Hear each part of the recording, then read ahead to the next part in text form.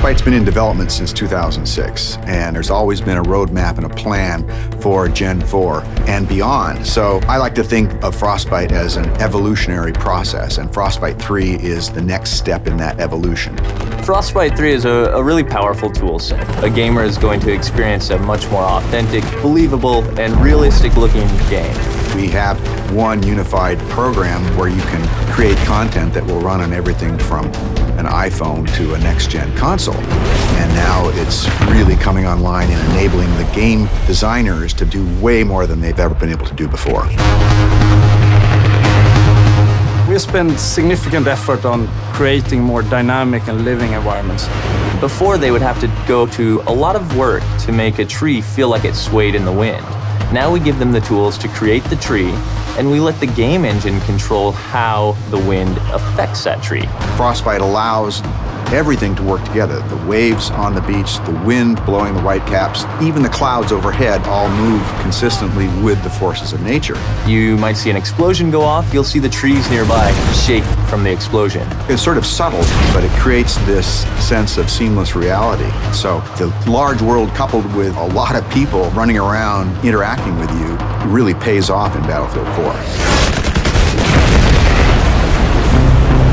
Destruction has always been a core feature of the Frostbite engine. It's the evolution of the way the environment is impacted by gameplay. Everything from the smallest spark colliding, but also gigantic chunks of debris that crumble when they impact the ground. The guys on Battlefield 4 have been working on something called Levolution. Levolution is really about the concept how you can drastically change a multiplayer map into something different. It could be anything from a big building collapsing or to a dam breaking or anything really big game changer to the level.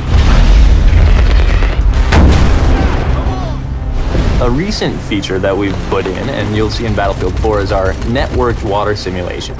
So what this means is all players will see the same wave in the same position at the same time. And this leads to some pretty exciting cat and mouse type of gameplay where you're ducking down and going up and you can kind of peek around as you drive in your boat.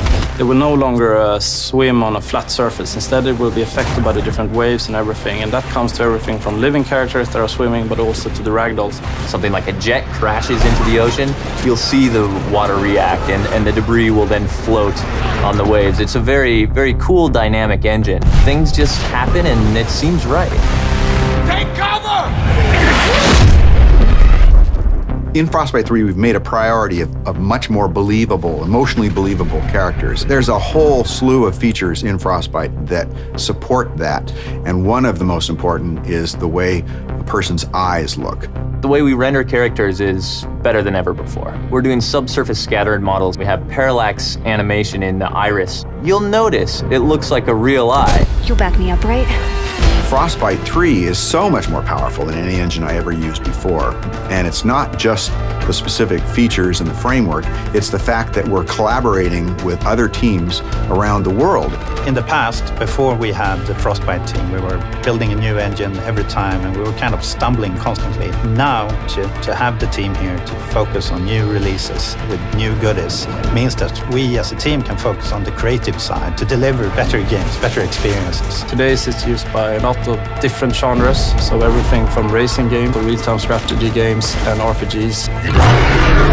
So in Battlefield 4, when the building collapses, the dust starts expanding, the debris is falling, the sparks are flying, the boats are ramping off of waves, all of this is because of Frostbite 3.